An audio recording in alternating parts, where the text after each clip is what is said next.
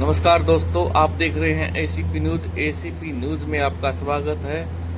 खबरें आपकी, आवाज आपकी, देखते रहिए एसीपी न्यूज। चौधरी अभय सिंह चौटाला जी से आए और अपना संदेश देने का काम करें। इससे पहले बहुजन समाज पार्टी के सचिव और हिसार जोन के प्रभारी भाई बलबीर मुंडे जी और जिला अध्यक्ष भाई रामफल बोध जी मान सम्मान पगड़ी भेंट कर जो जय अभय सिंह चौटाला जी का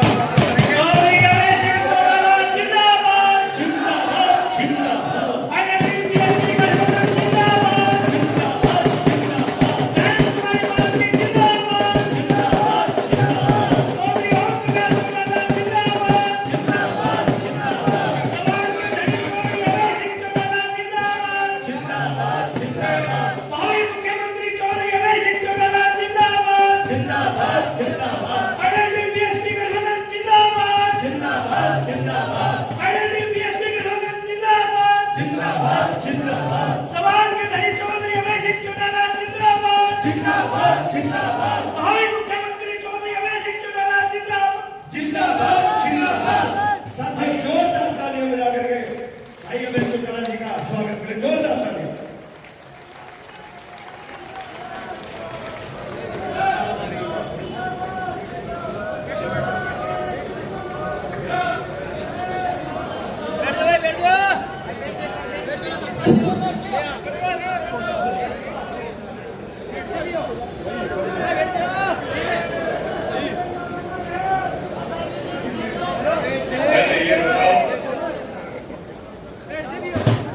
परिवर्तन लाना चाहते हो कि नहीं लाना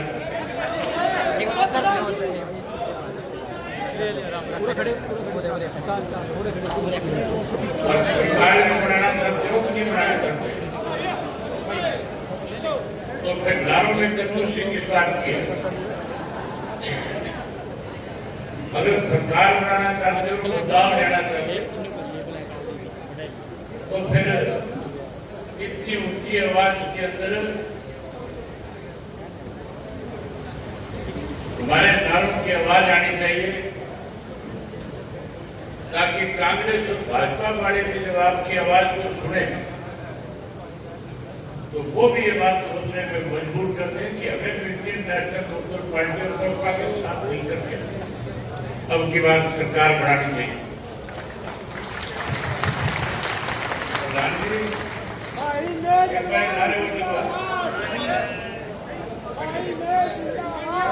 लोकल जिंदाबाद, जिंदाबाद, इंडियन नेशनल लोकल जिंदाबाद, जिंदाबाद, बहुजन समाज पार्टी जिंदाबाद, जिंदाबाद, जिंदाबाद। काशीराम अमर रहे, अमर है, अमर है।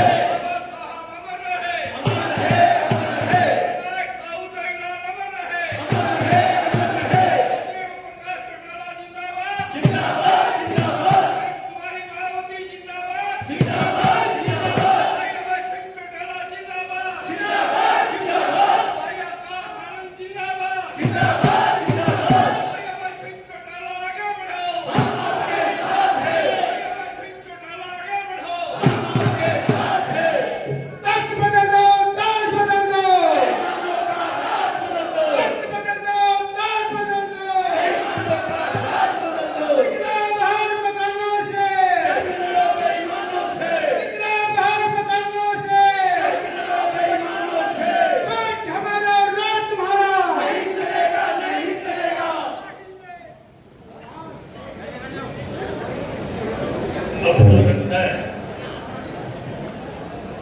बदल गए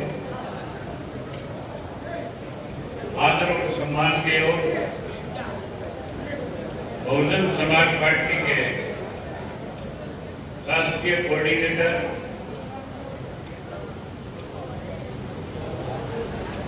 बहुजन समाज पार्टी और बहन मायावती के आशीर्वाद से आज आपके बीच में बड़ी जिम्मेदारी के साथ आए हुए भाई Akash Anand ji, Indian national Lokdal party के प्रदेश के अध्यक्ष पूर्व गृह मंत्री चौधरी रामपाल माजरा जी, बहुजन समाज पार्टी के पंजाब, हरियाणा और चंडीगढ़ के प्रभारी रणधीर बेनीवाल जी, पार्टी के प्रदेश के बहुजन समाज पार्टी के अध्यक्ष धर्मपाल निकला जी, इंडियन नेशनल लोकदल पार्टी के राष्ट्रीय प्रवक्ता उमेश दुहान जी, पार्टी के जिला के अध्यक्ष सतबीर सिसाई जी, बहुजन समाज पार्टी के हिसार जिला के अध्यक्ष रामफल जी, मंच पे मेरे साथ बैठे हुए दोनों पार्टियों के राष्ट्रीय, प्रदेश, जिला और हल्का स्तर के सभी नेतागण,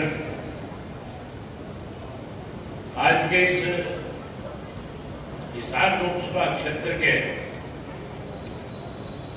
दोनों पार्टियों के संयुक्त कार्यकर्ता की बैठक में आए हैं। बहुत ही निष्ठावान, कर्मठ, मेहनत कार्यकर्ता साथियों, पत्रकार छायाकार दोस्तों, मेरे से पहले जितने वक्ता थे उन सब ने आपके सामने आज के हालात में चर्चा करी। देश में 10 वर्षों से भाजपा की सरकार बनने के बाद किस किस्म के हालात रहे, प्रदेश में 10 वर्षों से भाजपा की सरकार बनने के बाद हमारे सामने क्या क्या दिक्कत और कठिनाई आई,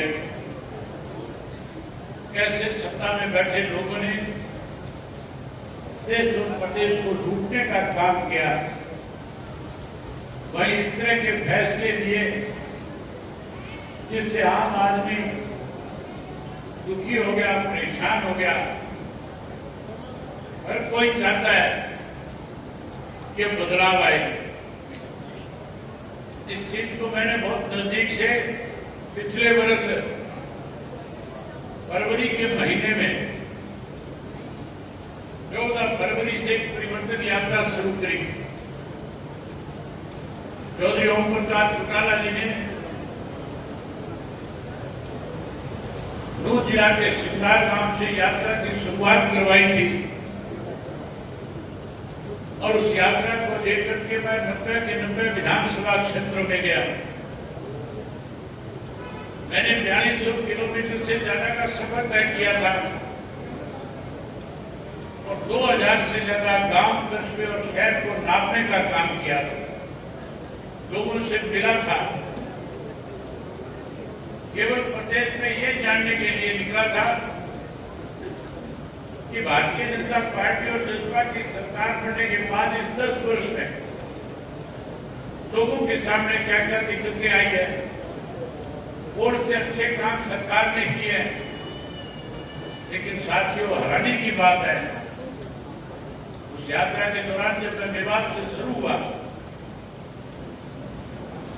मेवात के गांव में गया, वहां पीने के पानी नहीं था, वहां पे स्कूलों के ताले लगे हुए थे। वहां जाके छोटा मोटा अस्पताल चौधरी ओम प्रकाश चौटाला जी ने बनाया, उसमें डॉक्टर नहीं थे, दवाइयां नहीं थी, सड़क नाम की कोई चीज नहीं थी। लोगों के बुरे हाल थे, लोग परेशान थे। लोग कह रहे थे कि जब भी लोकसभा, विधानसभा का चुनाव आएगा, हम भारतीय जनता पार्टी को उखाड़ फेंकने का काम करें। साथियों, लोगों ने एक मन बना रखा था कि हमने बड़ा बदलाव लाना है और उसी का नतीजा था कि जब लोकसभा का चुनाव हुआ, प्रदेश की जनता तो यह चाहती थी कि 10 की 10 सीट जो है भारतीय जनता पार्टी को हराई जाए, 10 की 10 सीटों पे भारतीय जनता पार्टी को पार कर दिया जाए। लेकिन भूपेंद्र सिंह हुड्डा नहीं चाहता था कि 10 की 10 सीट इंडिया गठबंधन जीत जाए। अगर भूपेंद्र सिंह हुड्डा की नीयत ठीक होती, अगर कांग्रेस के लोग बेईमान ना होते, तो साथियों इस तीसरे मोर्चे की शुरुआत तो चौधरी ओम प्रकाश चौटाला ने फतेहाबाद में चौधरी देवीलाल जी का जब जन्मदिन मनाया जा रहा था उस दिन उसकी शुरुआत करी थी। उसके अंदर अलग अलग पार्टियों के नेताओं को निमंत्रण देकर के हमने बुलाया था। उन लोगों को आमंत्रित किया था जो कांग्रेस और भारतीय जनता पार्टी दोनों के खिलाफ थे।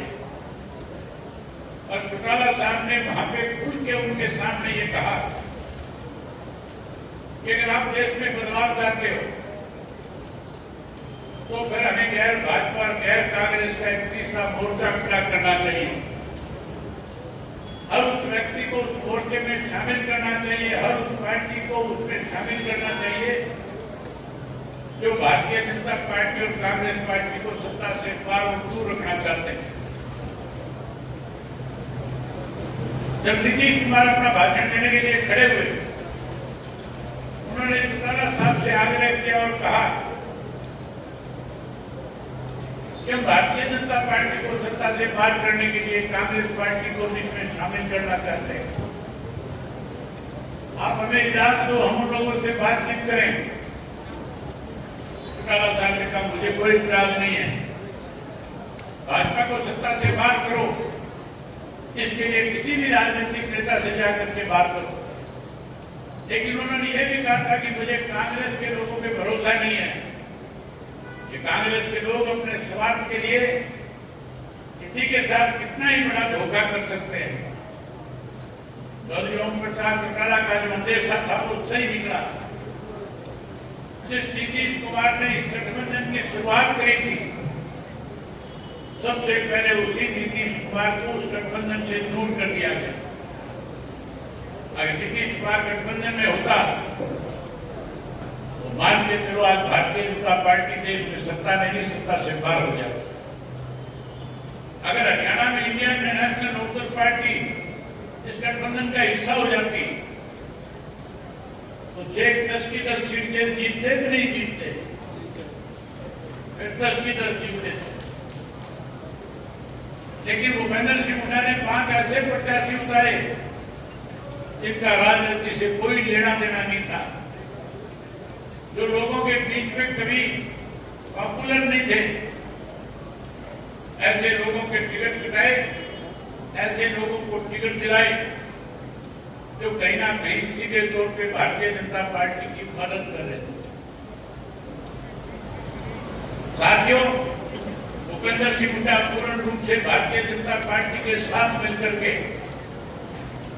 इस प्रदेश से भारतीय जनता पार्टी को सत्ता से पार नहीं करना चाहता। कहीं ना कहीं केवल अपने आप को कैसे बचाया जाए, इसके लिए इसने भाजपा के साथ हाथ मिलाया हुआ है। अब भी आपके सामने है, आपने देखा है पिछले 6 महीने में भूपेंद्र सिंह हुड्डा ने विधानसभा में भारतीय जनता पार्टी की सरकार के खिलाफ अविश्वास प्रस्ताव लाकर के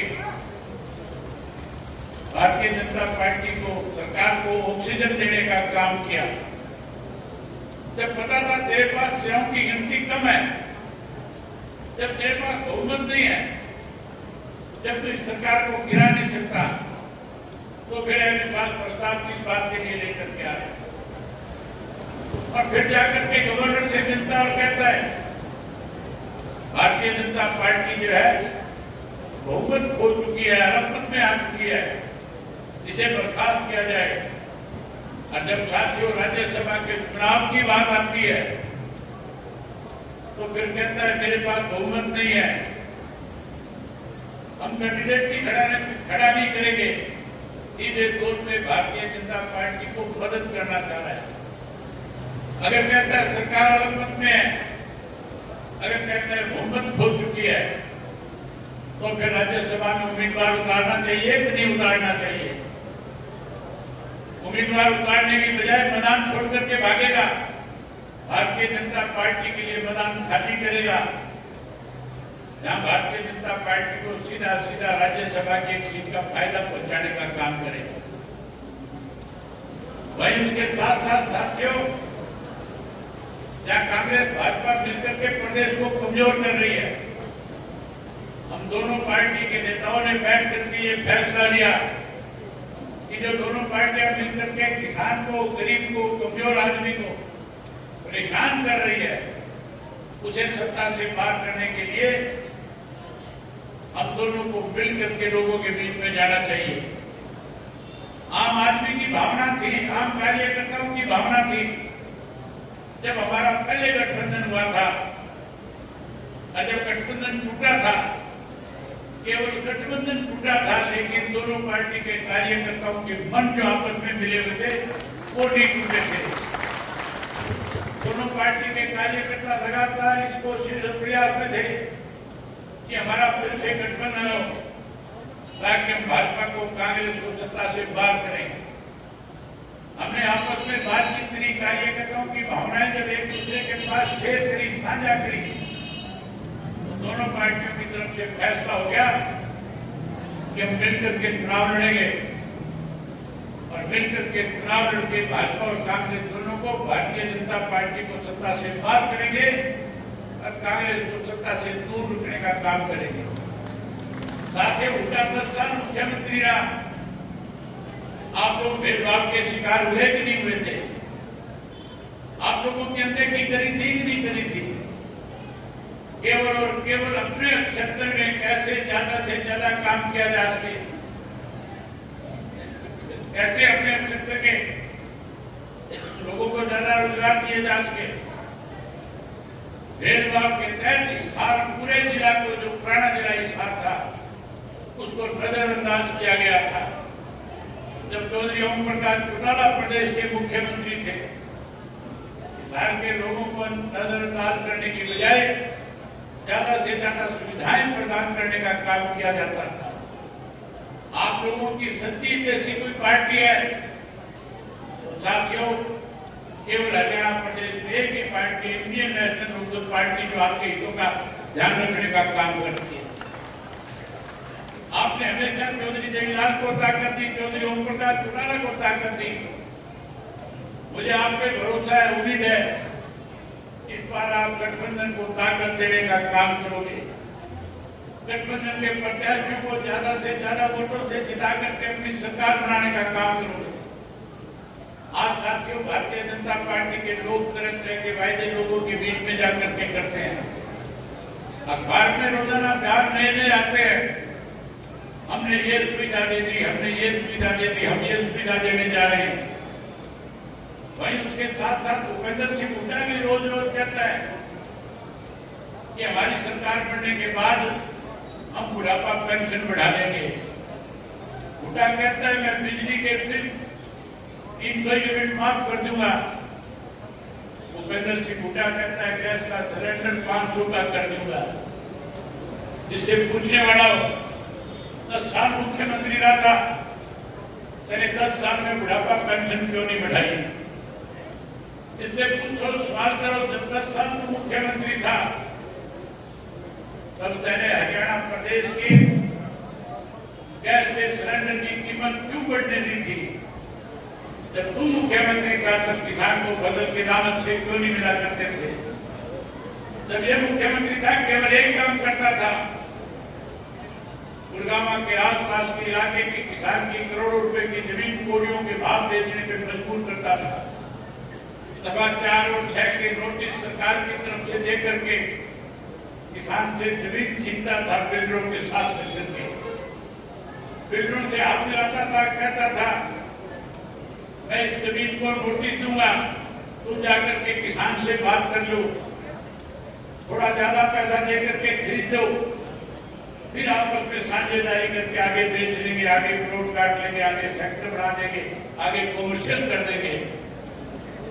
72,000 एकड़ जमीन किसान की इस भूपेंद्र सिंह हुड्डा के राज में हरियाणा प्रदेश की बेकीमती जो जमीन की कोड़ियों के दाम बेचने पे इसने मजबूर किया।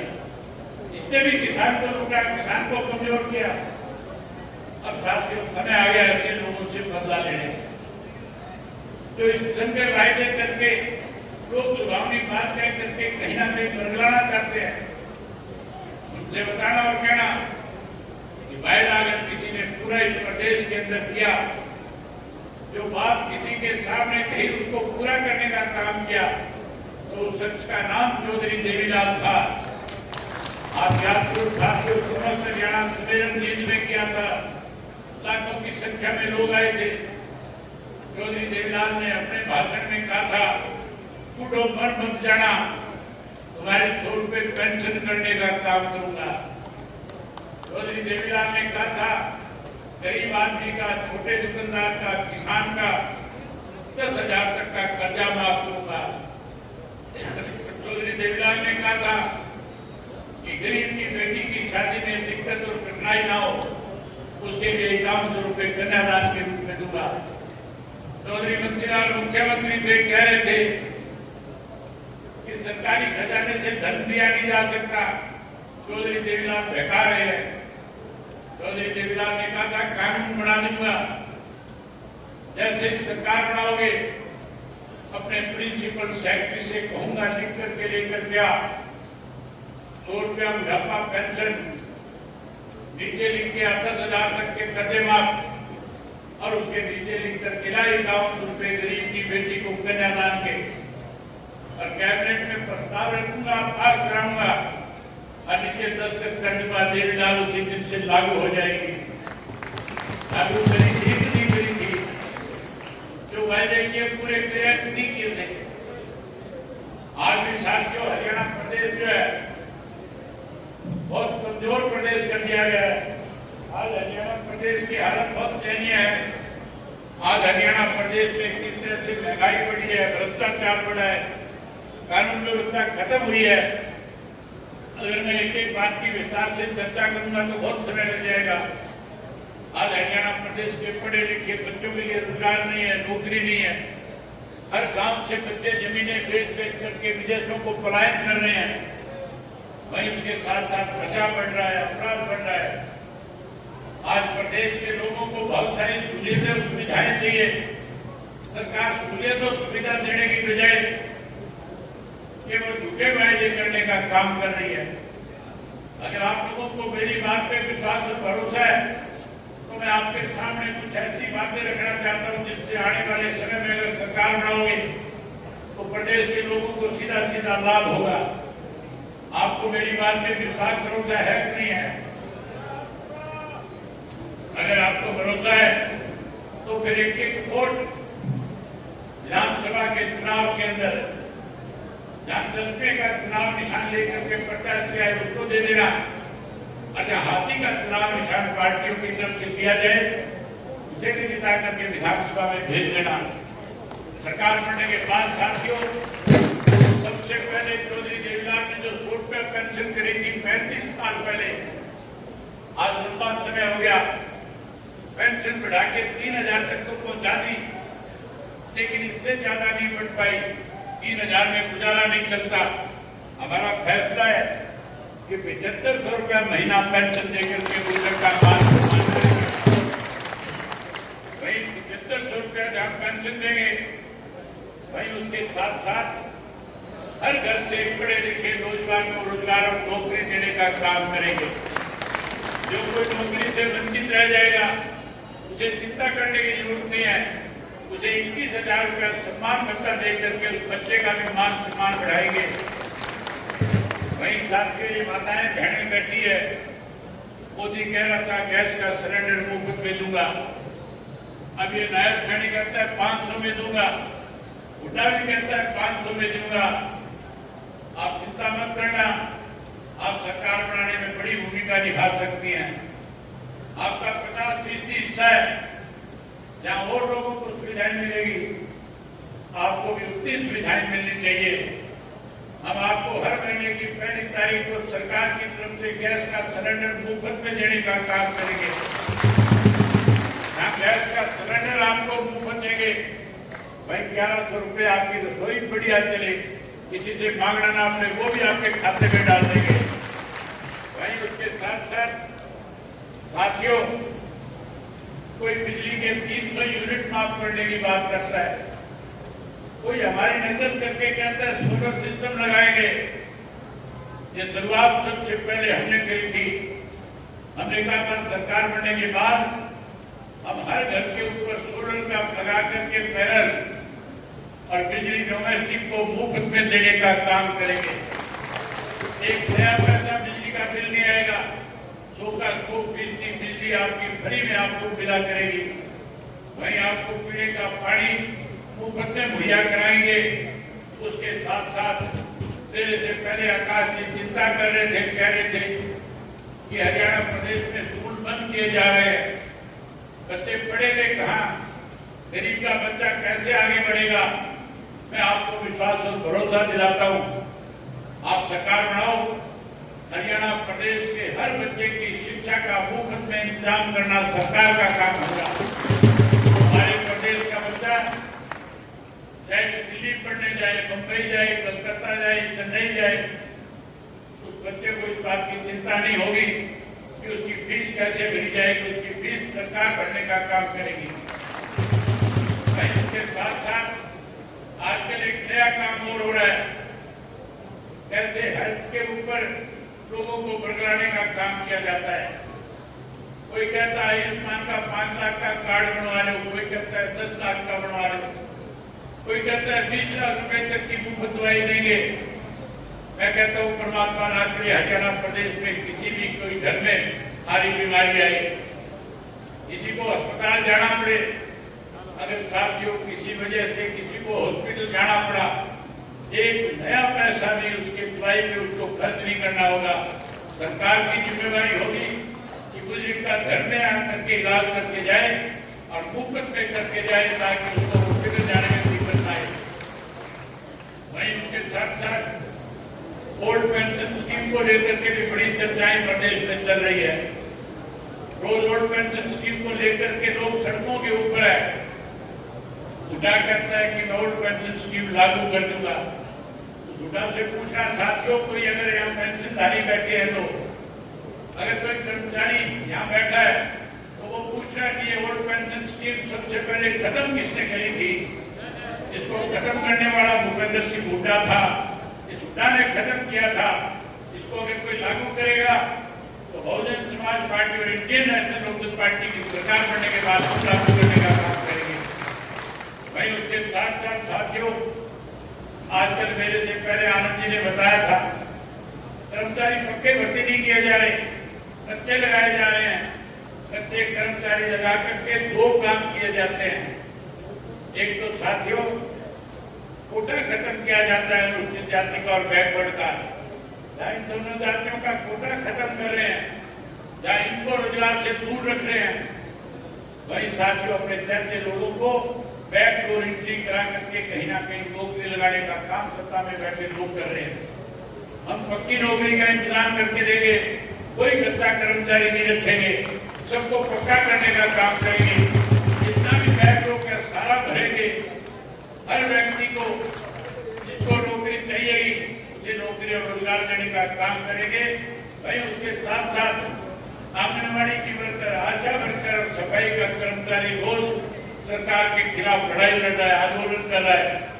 मैं जब पोजीशन लीडर था, मैंने अपने बहुत समय तक आंगनबाड़ी के वर्कर को संघर्ष करते उनके बीच में जाकर के खड़े होकर के उनका सहयोग करने का काम किया था। अब भी जहाँ कहीं किसी कर्मचारी की अनदेखी होती है, हमारी पार्टी का एक कार्यकर्ता उसके साथ कंधे से कंधा मिला करके ताकत देता है। उन माताओं बहनों को भी जाकर के कहना, जो आशावाड़ी और आंगनबाड़ी की वर्कर है, जो सफाई के कर्मचारी है, हम उनको भी पक्का करेंगे, स्थायी नौकरी और रोजगार देने का काम करेंगे, ना कि उनको कच्चा कर्मचारी करके उन लोगों के सामने आंदोलन करने के लिए मजबूर करेंगे। वहीं साथियों उसके साथ साथ मेरे सामने अभी एक चीज रखी गई है, ये जो आपके पास थर्मल प्लांट है खेजड़ वाला, मैं अनेक बार इस खेजड़ के थर्मल प्लांट में गया हूँ। मुझे याद है जब मैं यात्रा के दौरान, परिवर्तन यात्रा के दौरान आया था, तब भी बहुत सारे कर्मचारियों को, क्योंकि वो पक्के नहीं थे, कच्चे लगे हुए थे, सरकार ने बिगाड़ दिए थे, वो मजबूर कर दिए थे आंदोलन करने पे। मुझे जैसे पता लगा मैं उनके बीच में गया और मैंने जाकर से उनसे पूछा कितने दिन से बैठे हो। कहने लगे लंबे समय हो गया, सरकार तो सुना नहीं कर रही। मैंने उसी वक्त एमडी को टेलीफोन लगाया था, या कर्मचारी आए होंगे, उनको पता है इस बात का कि कि मैंने एमपी को टेलीफोन लगा करके कहा या तो इनका 2 दिन में समाधान कर दो, अगर समाधान नहीं करोगे तो फिर इन कर्मचारियों के साथ ही नेशनल लोकदल पार्टी का एक कार्यकर्ता आकर के बैठ जाएगा। मेरे टेलीफोन के बाद 2 दिन नहीं 24 घंटे के अंदर समाधान हुआ था। उन कच्चे कर्मचारियों को फिर से वापस लेने पर मजबूर कर दिया था। आज फिर भरोसा दिलाता हूँ, आपको चिंता करने की जरूरत नहीं है। न केवल खेतर के कर्मचारियों को पक्का करने का काम करेंगे, बल्कि खेतर गांव के लोगों की जमीन जिनकी गई थी, जिनसे वायदा किया गया सरकार की तरफ से कि खेतर के जिस परिवार की जमीन गई उसे एक को नौकरी देंगे, आज तक किसी ने नौकरी रोजगार नहीं दिया। हमारी सरकार बनने के बाद हम उनको भी रोजगार और नौकरी देने का काम करेंगे। वहीं उसके साथ साथ साथियों, आंगनबाड़ी वर्कर को और सफाई कर्मचारी को, आशा वर्कर को पक्का करेंगे और 100 गज का प्लाट गरीब आदमी को देकर के उसके अंदर चौधरी देवीलाल आवास योजना के तहत हम पक्का मकान बना करके देंगे, कोई भेदभाव नहीं करेंगे। वहीं उसके साथ साथ ये जो पोर्टल बने हुए हैं, इन पोर्टलों से परेशान हो कि नहीं हो? वोट के बताओ दुखी हो कि नहीं हो? आवाज ऐसा निकला थारी अपनी, मुझे लगे दुखी कम हो, दुखी हो रहे हो तो सरकार बना दो, ये पोर्टल बंद कर दूंगा, राशन कार्ड बना दूंगा, सबकी बोझ करा दूंगा। वहीं उसके साथ साथ साथियों, हम अपनी नई राजधानी बनाएंगे। हम चंडीगढ़ के ऊपर से अपना अधिकार खत्म नहीं करेंगे। जो चंडीगढ़ में हमारा हिस्सा वो लेकर के रहेंगे, लेकिन उसके साथ साथ हम अपनी नई राजधानी बनाएंगे, अलग हाईकोर्ट बनाने का भी काम करेंगे, ताकि लोगों को दिक्कत ना हो, कठिनाई ना हो। ये काम तभी संभव है साथियों, जब आप सब लोग मिलकर के दोनों पार्टी का एक एक कार्यकर्ता, चुनाव का समय कब रहेगा? मुझे आज जानकारी मिली है ये लोग बड़े बदमाश है, इन लोगों को इस बात का डर और भय सता रहा है।